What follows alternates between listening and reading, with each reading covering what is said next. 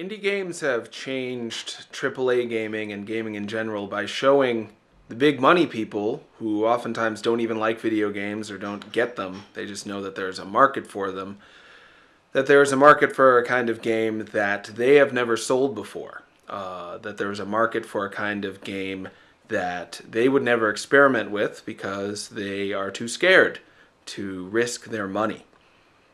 Because they're not artists, they're just dudes with money that think this is a way to make more money.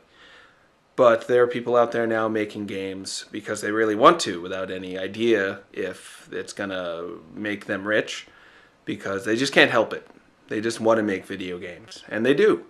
And some of these games are getting really big, and it's showing them that video games are a medium, and an artistic medium, that can resonate with people on a deep level, and people are gonna die.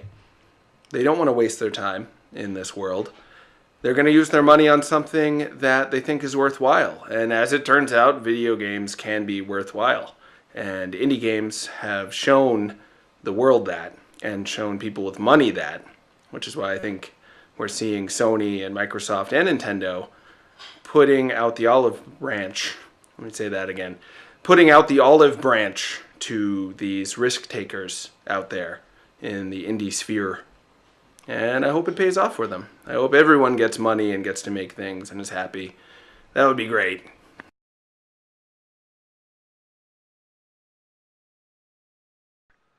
I know many people who've dedicated their lives to making video games as a way to kind of have a purpose in life. That their goal in the game of life is to win by making video games. And they have lost a lot. They've gotten really sick, they don't have medical insurance to pay for it, they've had to beg, borrow, and steal, well, not steal, but beg, borrow, and make condom commercials in order to fund their games. Their games fail for many, many years, but they just don't stop because they have to do it. They don't have a choice in their mind. It's what they do. It's where they really feel alive, is making a video game. So they're kind of stuck with their brains, their video game making brains, and till the day they die, that seems like what they're going to do.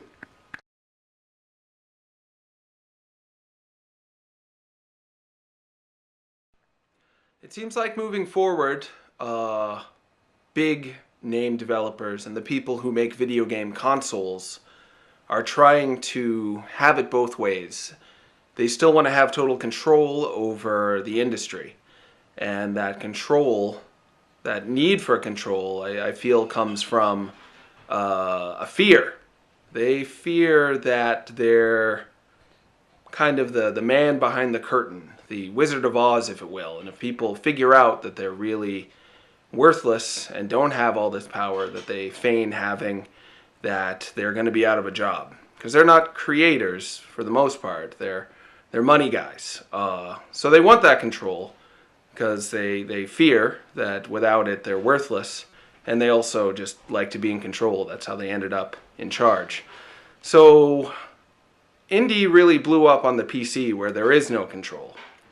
I think going forward they're going to try to make consoles have the veneer of that freedom to attract developers that will bring money to the consoles, but they're still going to keep it under lock and key, unfortunately. And it will be a time when PC and console have kind of melded, maybe in 10 years or so, that we'll see video games really open up in the way I hope they do.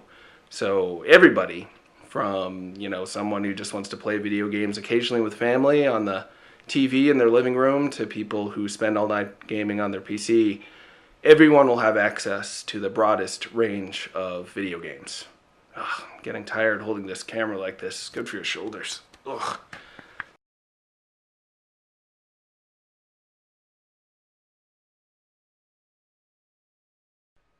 I think that most of the people who stay in the video game press hasten to call us journalists, because oftentimes there's no journalizing to do. You just write opinion or write news without getting to dig too deep in anything. It has to do with the closed, controlled nature of the video game industry I was talking about before. They simply don't open the door for you to be a journalist. And even if they did, there's no money in it. There is no money in writing about video games for the most part. It's a service. Writing about video games is a service that people are happy to do for free. Similar to, you know how they have those webcam videos now where a guy can just set up a webcam and act sexy and be somewhat intrusive into your mind by being a sexy man. There's billions of guys doing that right now for free because they enjoy it. Writing about video games is similar to just being a man masturbating with a webcam. It's not something I do, but it's something a lot of other guys do for free, so you can't expect anyone to pay you to do it, though some do get paid if they're very, very good at it. And what makes you good at it is being really passionate about it and doing it in a way that makes people feel like they've really connected to you on a deep way.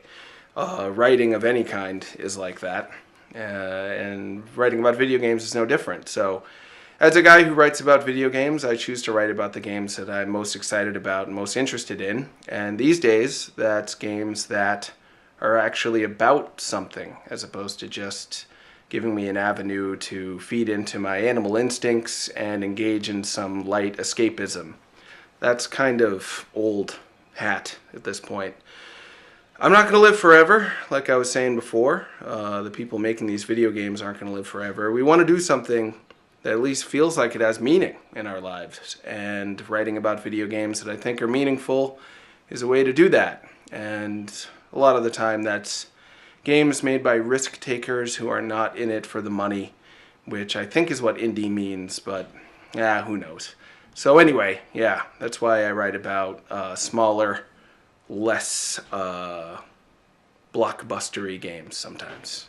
And I'm all talked out. Hopefully that helps you. Good luck. Goodbye.